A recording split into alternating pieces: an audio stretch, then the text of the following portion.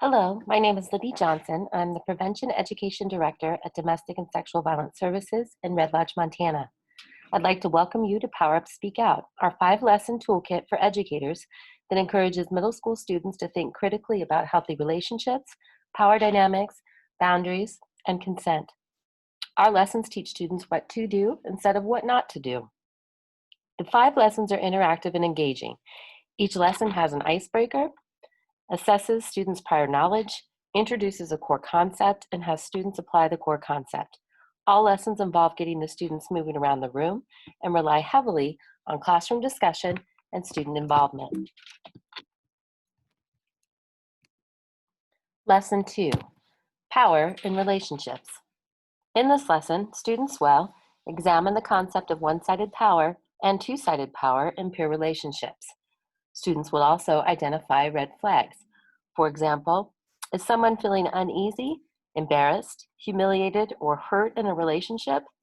Is there one-sided power? Before the class arrives, have the roles and expectations, healthy relationships, and red flags posters clearly posted. Have Lesson 2 media content prepared and ready. Using the BRAD template, pages 2-10, create a larger BRAD. Write an introduction to the lesson in your own words. You may think about sharing why you're teaching these lessons in the classroom. For full classroom populations, you may want to consider delivering the lesson outdoors or in a large cafeteria or gym space.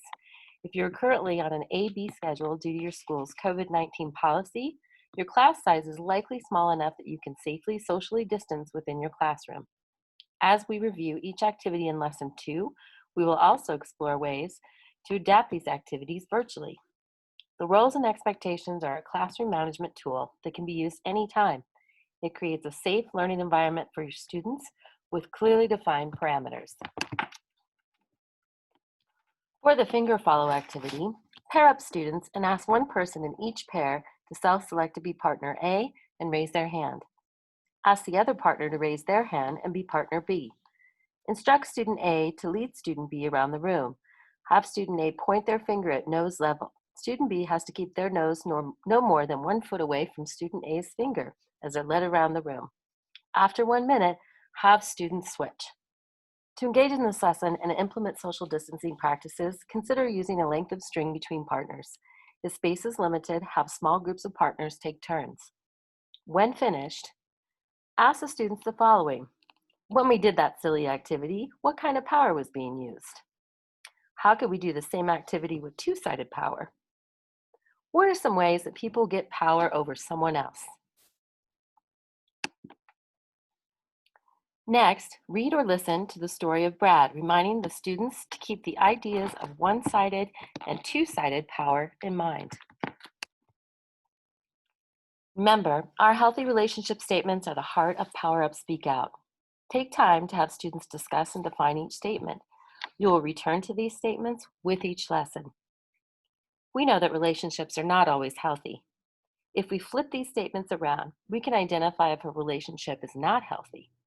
For example, was Brad allowed to be himself? Was he treated well? Could Brad say no? Was he having fun? What are some examples from the story that tells us this?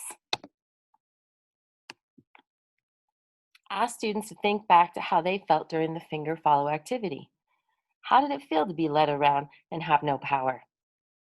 To create and maintain a healthy relationship, we need to share power and be aware when someone has or does not have power within a relationship or a situation. Learning how to look at a relationship and figure out whether it is healthy or unhealthy for yourself is a critical thinking skill. Learning to use the red flags can help. Read the story a second time, instructing students to stop you each time that they identify a red flag in the story and connect their responses back to the healthy relationship statements. Common red flags that students identify are students laugh when Brad hugs his dad, Brad only feels comfortable when talking to grown-ups, kids snicker at Brad's shirt, put downs about Brad's weight, special ed, watching cartoons, playing with Legos, etc., and laughing at Brad when he cries.